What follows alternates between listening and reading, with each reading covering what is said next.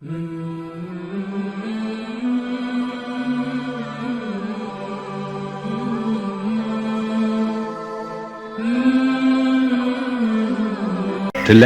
bo'lsa gar Allohdan tila. Bilak har amal so'ngidir baxim. Har ishni boshlagin Alloh nomila. Bismillahir Rahmanir Rahim. Dunyoga kelib islomdan bexabar o'tib ketamiz. 18 ming olamni yaratgan Alloh turg'azib qo'ydi yerni mualloh. Bo'y singdirib unga quyosh, oy va havoni chiroyli qilib yaratdi. Unga odam atoni. So'ng buyurdi farishtalarga sajda qilinglar deya odam atoga. Farishtalar sajda qildilar, ammo faqat Azozil farishtasi ketdi riyoga. Meni yaratding dedi olov nuridan. Odamni esa loy balchiq tubidan. Olim bo'lib dars berdim farishtalarga. Endi sajda qilaymi odam atoga. Azozildan ranjigan Parvardigori olam berdi unga qo'pol qilib shayton degan nom. Bosildi Azozilga la'natli tamg'a, bir umr jannatdan bo'ldi badarg'a. Shunda ham Xudoga qilmasdan ta'zim so'rardi Allohdan faqat bir izn. Bandang tufayli shayton bo'libman, endi bir umr odamga bo'layin dushman. O'lab olay bandangni to'rt tomonini, yemirib asta-sekin qalb iymonini. Yuraman uning yurak qonida, ko'ramiz yurarmikin sening yoki mening yo'limda. Odamga aql berdi yaratgan Xudo.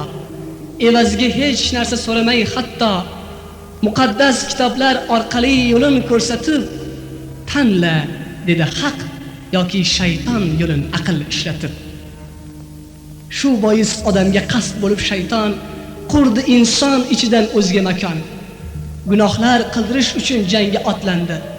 Shu zayil yer yuzida hayot boshlandi.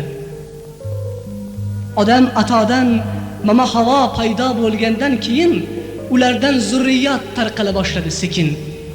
Zurriyotlar turli millatlarga bo'linib ketdi. Asta-sekin ulardan mehr oqibat ketdi.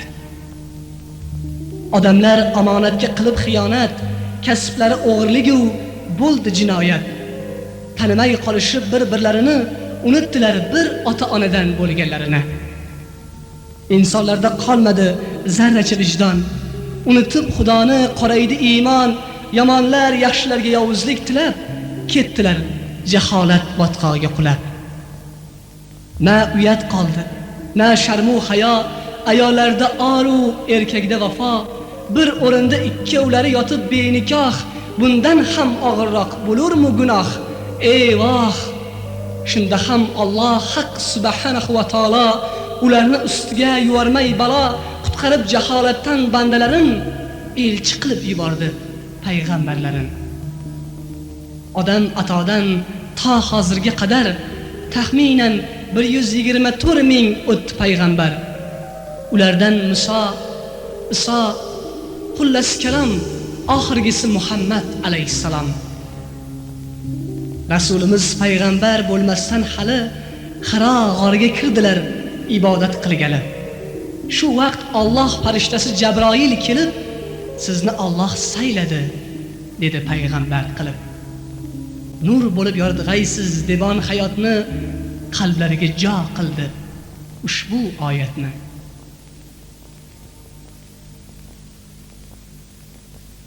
أعوذ بالله من الشيطان الرجيم.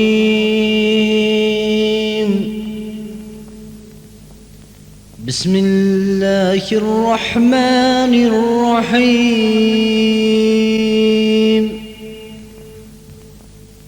اقرأ باسم ربك الذي خلق.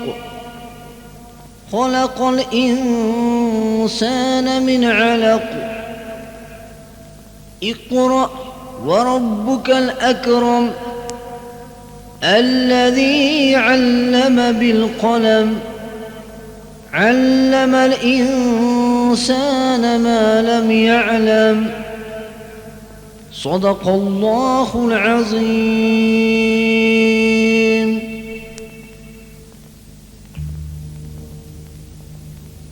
Muhammad sallallohu alayhi va sallam yozishni, o'qishni bilmaslar ham quvonchlaridan payg'ambarni ko'zi yoshlandi.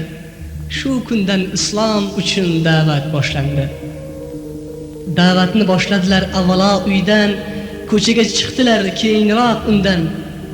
Kofirlar ishonmay mayna qildilar, ko'plar ishonib iymonga keldilar.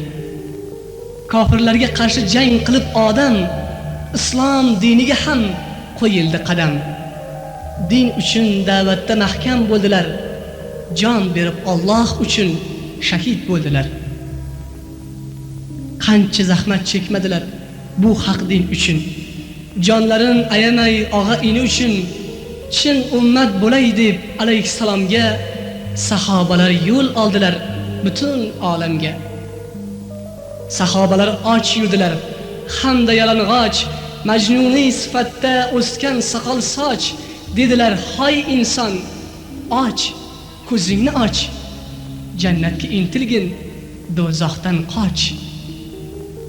Tavonlar teshildi yo'l azobidan, insonni saqlay deb go'r azobidan, qahraton qishlardan, yoz oftobidan, umid qilib Allohning oz savobidan. Zarurat bo'ldi kim, bo'ldilar shahid. Uylariga qaytmoqlik bo'lmadi nasib, mujohid bo'ldilar olamni kezib. Alloh rahmat qilsin jannat etib. Buxoriy, Termiziy, Yassaviylar ham bu yo'lda ozmuncha chekmadilar g'am. Umrlari boricha tebratib qalam, rahmatli bo'lsinlar, bo'lmadilar kam.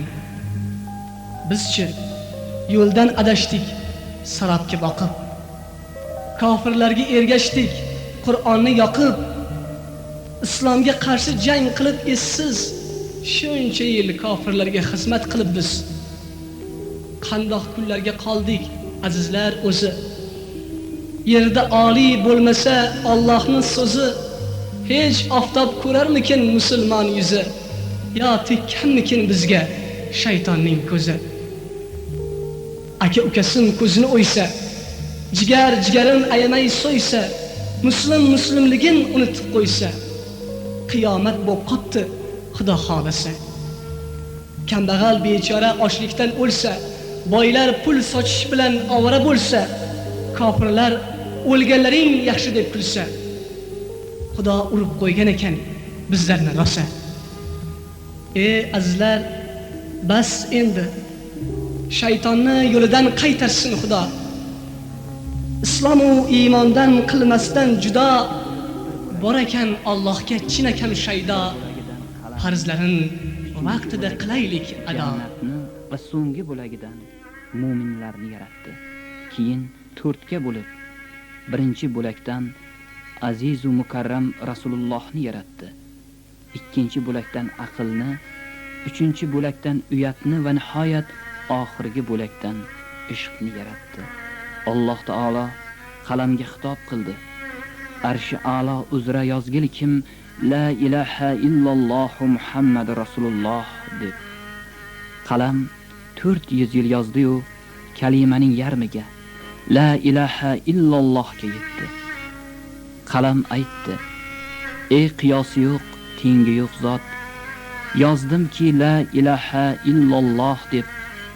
Ammo bu ulug' nom senikimi, boshqanikimi bilmayman." Alloh xitob qildiki: "Bu mening nomi Habibimdir va qimmatimdir. Ey qalam, davomini yoz. Muhammad Rasululloh deb yozgin."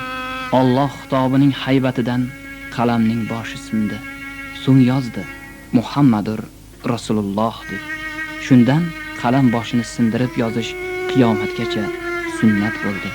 Shundan so'ng Alloh taolo arshi a'loda gavharni yaratdi va o'sha gavhardan Lahul Mahfuzni bunyod qildi. Qalamning Lahul Mahfuzga bitgan ilk so'zlari ushbu bo'ldi: Bismillahirrohmanirrohim. So'ng qalam qiyomatgacha Allohning bandalariga qonun bo'ladigan Allohning ilmini yozib chiqdi. So'ng Alloh taolo Gavharga xitob qildi. Kengay. Gavhar cheksiz darajada kengaydi va Allohning kursisiga aylandi. Shundan keyin Alloh kursi qarshisiga bir dona gavharni qo'ydi va unga haybat nazarini tikdi. Gavhar titrashga tushib, erib suyuldi. Undan 4 yilni bunyod qildi. So'ng 4 yilga xitob qildiki, 4 yondan suvga sho'ng'ing. Suvni to'lqinlating va kaftimni suvga to'ldiring. So'ng otashni yaratib buyurdikim, suv uzra lavullab yon. Otashdan suv qaynab ko'piklandi. O'l ko'pikdan tutun o'rladi.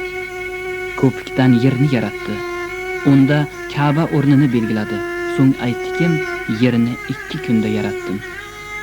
Ammo u dunyoning bir kuni bu dunyoning 1000 yiliga teng edi.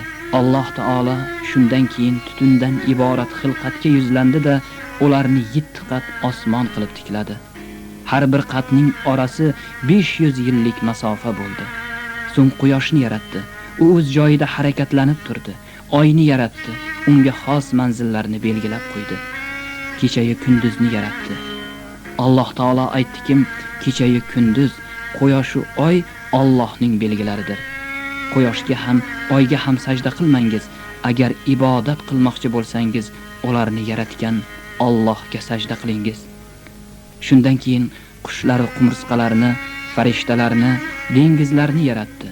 Daraxt va chechaklarni yaratdi, undirdi. Ularni rizq berishga mas'ul etdi. Borliqdagi butun mavjudotni yaratgach aytdikim, ularni 6 kunda yaratdim. Shundan keyin Alloh taolo Azozilni yaratdi.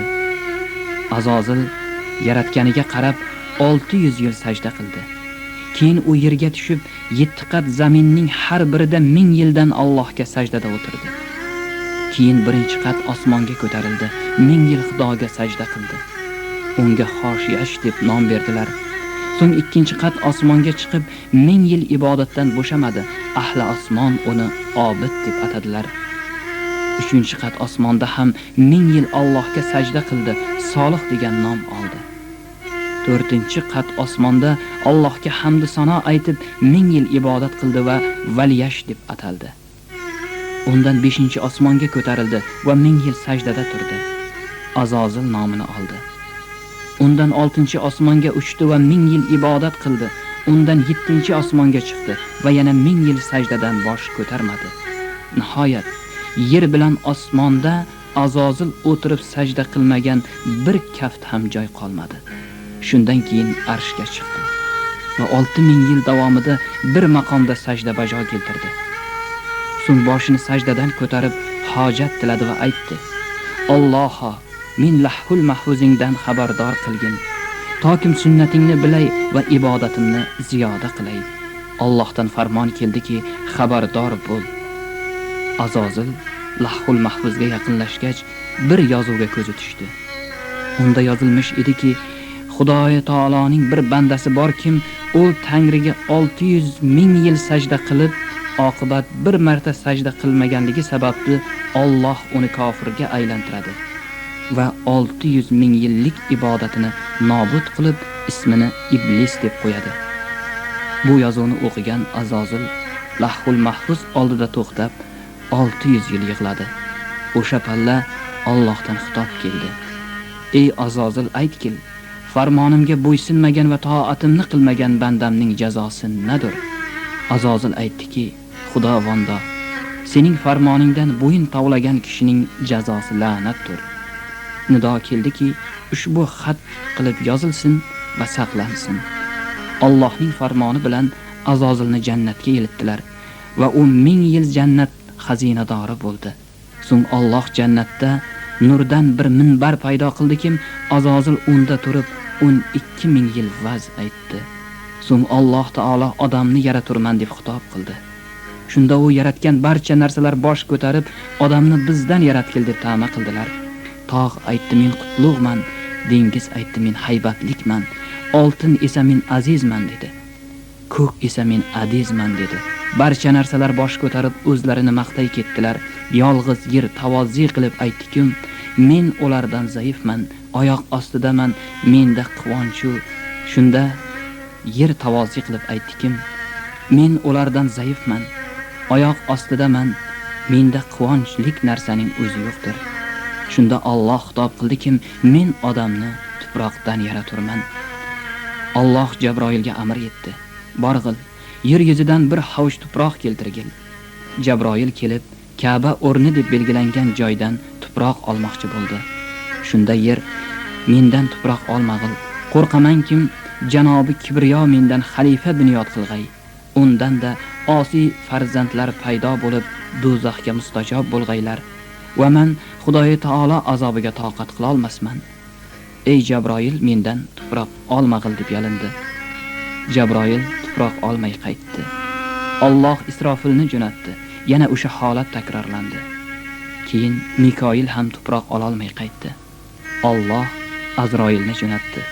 Yer unga ham mendan tuproq olmag'il deya o'tindi. Ammo Azroil aytdiki, sening o'tinchingdan menga Allohning buyrug'i azizroq turur. Azroil butun yer yuzidan bir hovuch tuproq oldi. Hazrat Alloh taolodan xitob keldi: "Ey Azroil, sen g'oyat qattiq ko'ngil ekansan. Qasamki, barcha tanliqlarning jonini senga oldirg'ayman." Azroil bir hovuch tuproq keltirdi. Unga 40 yil tuproq ustiga yomg'ir yog'di. 39 yil qayg'u yomg'iri, 1 yil sevinch yomg'iri yog'di. Shu sababdan odamga sevinchdan qayg'u ko'proq bo'ldi. 40 yildan keyin Alloh qudrati bilan u loydan odam suratini bunyod qildi. Bir kun Azozil 70 ming farishta birla loyda yasalgan odam qoshiga keldi. Qo'li bilan odamning qornini qoqdi, ichini kavak ko'rdi. Farishtalarga aytdiki, buni yo'ldan chiqarmoq o'ng'ay bo'lg'ay. Yana 40 yildan keyin Alloh odamning joniga buyurdi-ki, odamning taniga kirgil. Jon odamning boshi uzra turib qoldi. Kirgali unamadi. Men nurdan yaralganman, ulug'man. Past narsaga nega kirayin dedi. Jabroil aytdiki, ey aziz jon, Allohning nomi bilan kirgil. Jon Alloh otini eshitgan zamon odam boshiga kirdi va 200 yil uni kesdi. Shundan keyin ko'zga o'tdi. Ko'z tirilib, qora tuproqdan yaralgan o'z yuzini ko'rdi. Burniga kelgan edi, bir aksirdi. Shunda og'izga o'tgach til tirildi va aytdi: "Alhamdulillahi robbil alamin." Buni eshitgan Alloh yorlaqadiki, "Yarhamaku Alloh." Ya'ni Allohning senga rahmati bo'lsin. Shundan keyin jon ko'krakka keldi. Oshiqib turmoqchi bo'ldi, tura olmadi. Undan keyin qorniga o'tdi. Qorni taom tiladi. Jon butun vujudga yoyildi. So'ngaklar, et, teri, tomirlar, hujayralar tirildi. Odam tebrana boshladi. Kunba-kun quvvati va ko'rki orta boshladi. Odam ota 7 kun unda o'tirdi. 7-kundan keyin Alloh uni qizil oltindan yaratilmish, gavhar bilan bezatilmish bir taxtga o'tkazdi. Unga ajoyib kiyimlar kiygizdi. Boshiga oltin tosh qo'ndirdi. 700 ming farishta Alloh farmoyishiga bo'ysunib odamning tegrasida tizilib turdilar. Alloh odamni bezashdan charchamadi. Uning tizzalaridan nur balqidi. Ko'z nuri beqiyos bo'ldi. Odam qarshisida lavullab turgan bir nurni ko'rdi. U nur Muhammad Mustafa sallallohu alayhi va sallamning nurlari edi. Shunda odam bu nurni bir ko'rsam deya orzu qildi. O'sha lahza Janobi Haqning amri bilan u nur odamning o'ng yanog'iga kelib singdi. Keyin butun vujudini qamradi. Nur qo'llaridan o'tib shahodat barmog'ining uchida to'plandi. Odam barmog'ini yuqori ko'tarib, uning ko'rkini ko'rib hayratidan la ilaha illalloh Muhammad rasululloh deb yubordi. Shundan barmog'ini ko'tarib shahodat kalimasini aytmoq odam qavmiga sunnat bo'lib qoldi. So'ng Alloh farishtalariga men yerdan odamni xalifa qilaman dedi. Buni eshitgan farishtalar aytdilar: "U yerda buzg'unchilik qiladigan, qonlar to'kadigan kimsani xalifa qilasanmi? Holbuki biz hamd sano aytish bilan seni ulug'laymiz va sening nomingni mudom pok tutamiz." Alloh bu gaplarni eshitib aytdi: "Men sizlar bilmagan narsani bilaman." Va u zot odamga barcha narsalarning ismlarini o'rgatdi. So'ng bu narsalarni farishtalarga ko'rsatib so'radi: agar xalifalikka biz haqdormiz degan so'zlaringiz rost bo'lsa, mana bu narsalarning ismlarini menga bildiring. Farishtalarga aytdilar-kim: ey pok Parvardigor. Farishtalar aytdilar-kim: ey pok Parvardigor, biz faqat sen bildirgan narsalarnigina bilamiz. Albatta sen o'zing ilm hikmat sohibisan. Shunda Alloh: ey odam, bularga u narsalarning ismlarini bildiring dedi. Odam farishtalarga barcha narsalarning ismlarini bildirgandan keyin Alloh aytdi: sizlarga men yer va osmonlarning sirlarini va sizlar oshkor qilgan va yashirgan narsalarni bilaman demaganmidim? Endi sizga ma'lum bo'ldi-kim, odam olim erur, siz obidsiz. Allohingiz 1000 obiddan bir olimni fozilroq bilur. Qayda obid ersa, olimga xizmat qilmoqi kerak. U maxdum bo'lsin, sizlar xodim bo'ling. U masjid bo'lsin, sizlar sojid bo'ling. Buyuraman, odamga sajda qiling. Shunday deyishi bilan farishtalar sajdaga egildilar. Faqat Azozil kibr va or qilib odamga sajda qilmadi.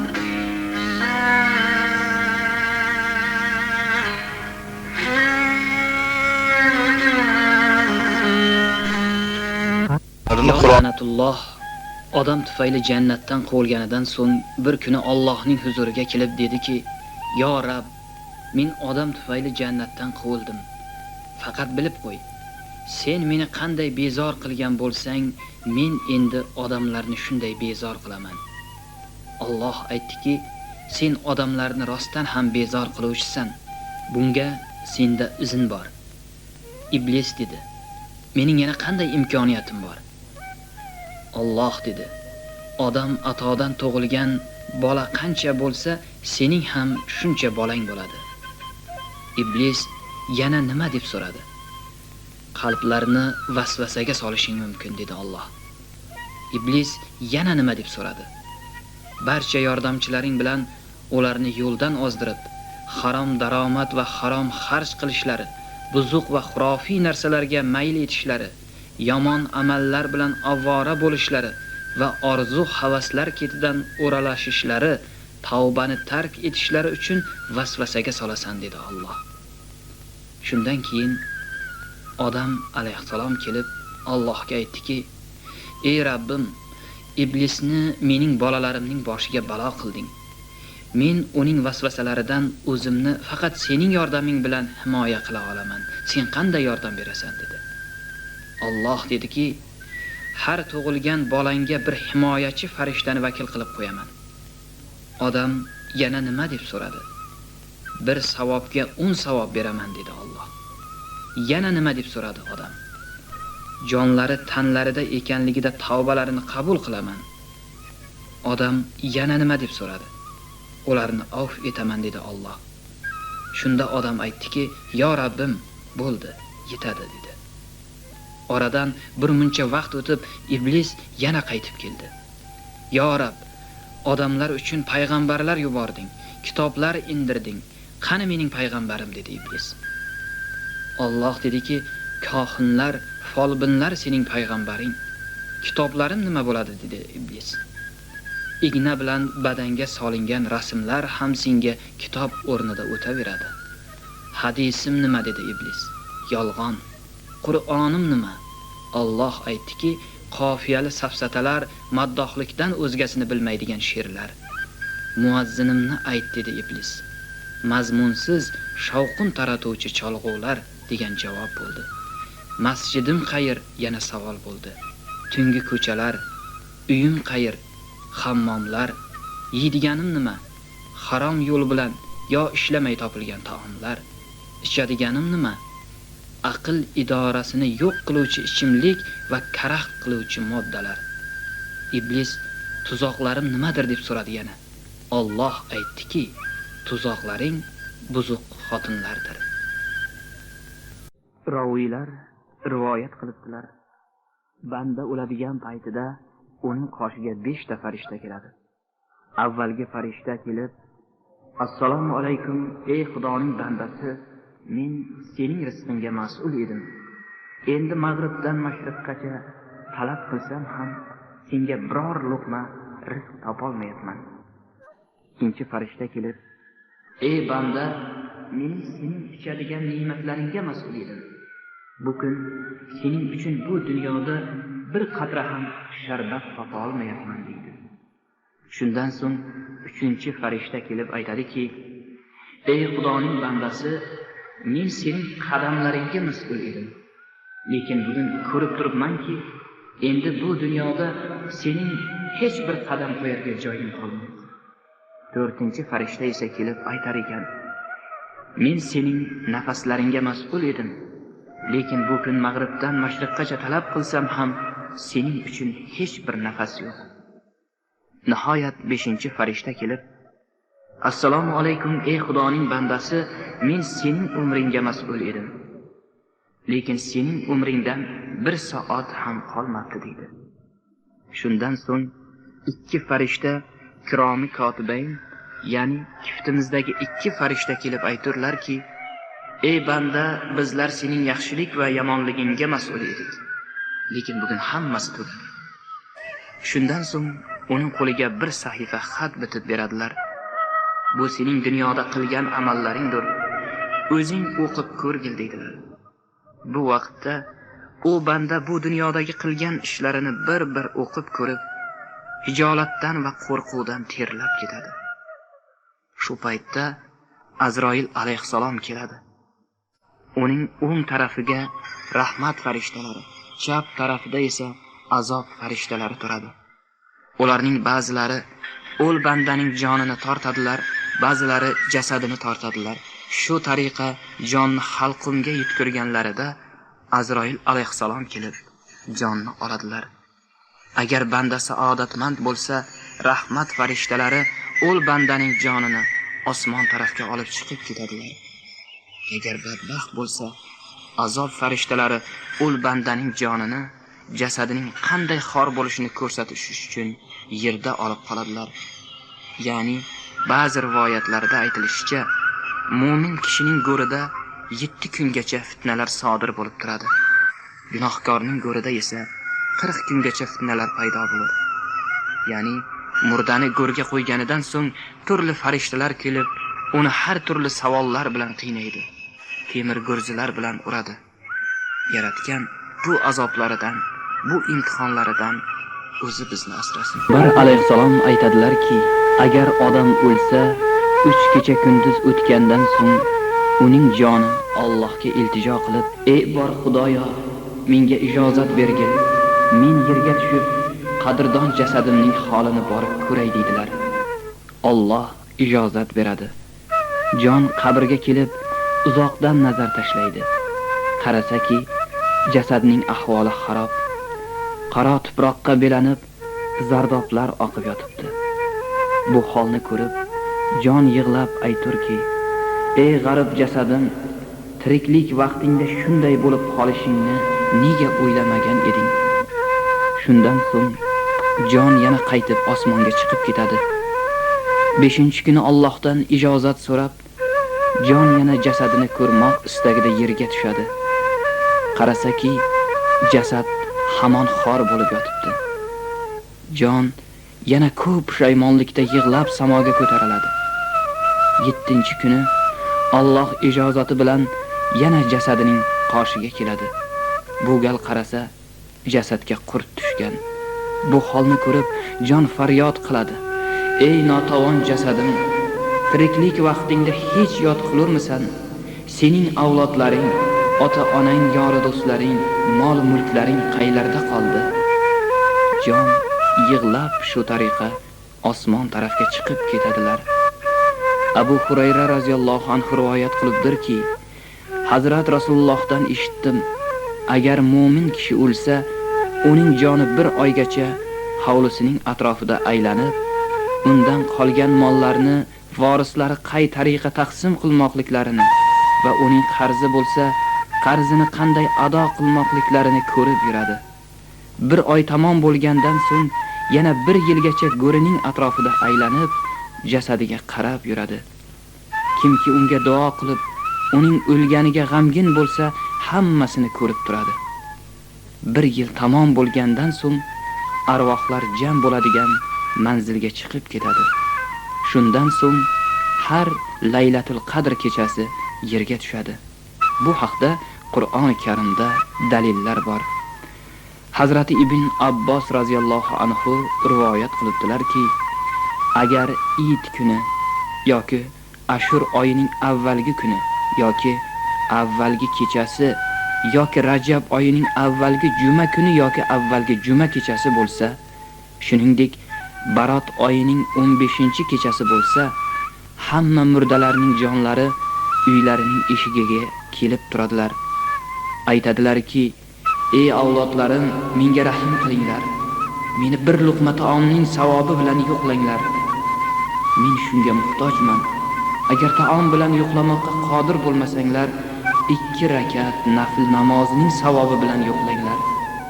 Ey mening uyimda o'tirganlar, ey mening xotinimni nikohiga olganlar, ey mening molimni taqsim qilib olganlar, sizlardan kim borki meni bu g'ariblikda yodga olib muhtojligimda duo va takbir bilan yo'qlaydi. O'lganlar gur ichida hech savob topolmaydilar. Hamisha sizlarning duolaringizga muhtojdirlar. Endi sizlar ularni yoddan chiqarmanglar va hech bo'lmasa bir parcha non bilan yo'qlanglar. Odam farzandi, agar dunyoda yaxshi ish qilgan bo'lsang, senga ko'p xursandlik bordir. Agar aksi bo'lsa, senga pushaymonlikdir. Shundan so'ng janoza o'qiyotganda tobutni olib borib go'rning yoniga qo'ygan vaqtlarida ham osmondan nido kelib turar ekan. Nihoyat u bandani go'rga qo'yib qaytgan vaqtda Alloh nido qilar ekanki, ey banda, sen bu yerda yolg'iz qolding. Seni bu dunyoda yaxshi ko'rganlaring tashlab ketdi. Endi sening mehriboning faqat menman. Mening qiladigan yaxshiligimni va mehribonligimni ota-onang qila olmaslar. Lekin sen ko'proq mendan ko'ra ota-onang yaxshi ko'rar eding. Ba'zi rivoyatlarda aytilishicha, odam qabriga kirganidan keyin unga go'ridan har kuni 3 marotaba ovoz kelar ekan. Ey g'ofil, men judolik xonasidurman. Men qurti chayonlarning xonasidurman. Mening bu azoblarimdan xalos bo'lmoq uchun nima chora ko'rib kelding? Sen endi xaloskorlaringni topgin. Xaloskoring Qur'on tilovatidir. Sen endi bu qorong'u uyda chirog'ingni topgin. U sening kechalari uyqudan kechib o'qigan nafl namozlaringdir. Sen bir paytlar ko'rpa to'shakni qattiq der eding. Endi qaro yerda yotasan. Bas to'shagingni topgin. U sening solih va savob ishlaringdir. Menda ilonlar bor, chayonlar bor. Ulardan qutulmoq uchun bitta yo'l bor. U ham bo'lsa, sen sadaqa berganmiding va Bismillahirrohmanirrohim degan so'zni ixlos bilan aytganmiding? Bu yerda seni Munkar va Nakir savolga tutadi. Sen javobingni topganmisan? Javob esa La ilaha illalloh Muhammad Rasululloh demoqdir. Bu ilohiy rivoyatning pravardida aytilishicha, inson qabrga kirganidan keyin 2 farishta kelib, tirnoqlari bilan yerni yorib, murdaning oldiga kiradi. Ularning ranglari qaro, ko'zlari ko'k va qiyofalari haybatlikdir. Dillari g'azabli, ovozlari momaqaldiroqdek va ko'zlari chaqmoqdek bo'ladi. Ular Munkar va Nakirlardir. Ular murdani joyidan turg'azib, chordona qurib o'tkazadilar. So'ng Robbing kim? Payg'ambaring kim? Dining qaysi? kabi savollar beradi. Agar banda baxtli bo'lsa, Robbim Alloh, payg'ambarim Muhammad sallallohu alayhi vasallam, dinim islom deb javob beradi. Munkar va Nakirlar qabrning bosh tarafidan jannat tarafga bir eshik ochib qo'yadilar. Banda o'sha eshikdan to mashhar kunigacha jannatni tomosha qilib yotadi. Faqih Abu Lays Samarqandi aytibdirlarki, har kim gur azobidan najot topmoqni istasa, u kishi 4 narsani lozim tutib, 4 narsadan parhez qilishi kerak ekan. Avvalo, namozni vaqtida o'qimoq, ikkinchisi sadaqa bermoq, uchinchisi Qur'on tilovat qilmoq, to'rtinchisi ko'p tasbih aytish go'rni yorug' va ravshan qilar ekan. Aksincha, yolg'on so'zlamoq, g'iybat qilmoq, kishining so'zini kishiga aytmoq. Nihoyat payg'ambarimiz aytib turlarki, bavuldan ehtiyot bo'linglar.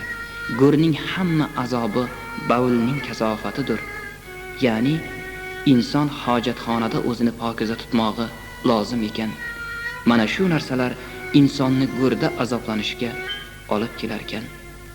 Azizlar, Alloh barchamizni qabr azobidan o'zi omon aylasin. Aziz tinglovchilar, biz sizga bayon qilayotgan ushbu rivoyatlar payg'ambarimizning hadislari va Qur'oni Karimning oyatlari bilan dalillangan. Xullas, xabar kelibdirki, Alloh mahluqlarini ikkinchi marta tiriltirishni xohlasa, avval Jabroil, Mikoil, Isrofil va Azroil alayhissalomlarni tiriltiradi. Eng avval tirilgan Isrofil alayhissalom arshning ustidagi surlarni olib og'izlariga tutib turadilar. So'ng Alloh bu 4 farishtani jannatga yuboradilar. Ular kelib, ey hurlar va rizvonlar, jannatga ziynat va aro beringlar. Muhammad alayhissalom va uning ummatlari keladi, deydilar. So'ng jannatdan buroqni va jannat liboslarini olib Madinai Munawvaraga keladilar.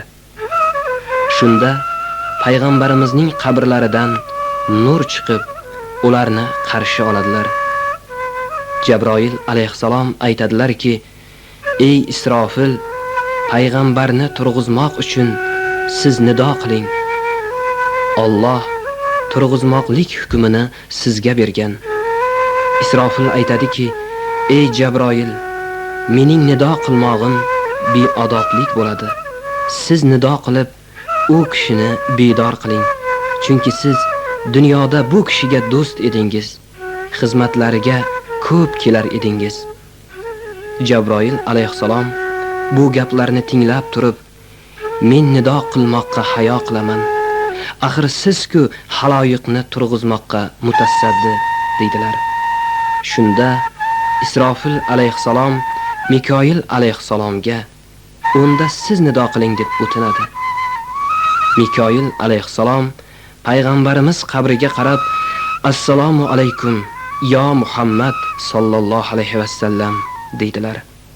Qabr tarafdan hech qanday javob bo'lmaydi. Shunda Mikoil alayhissalom Azroil alayhissalomga qarab, ey Azroil, endi siz nido qiling, deydilar. Shunda u qabrga qarab, ey ruhi pok, jasadingizga kiring, deydi. Shunda ham qabr tarafdan hech qanday javob bo'lmaydi. Ana endi Isrofil alayhissalom aytadi, ey ruhi pok, ummatlarni hisobdan va azobdan xalos qilish uchun, ummatlar tarafidan Xudoga arz qilish uchun turing. Qabr yoriladi.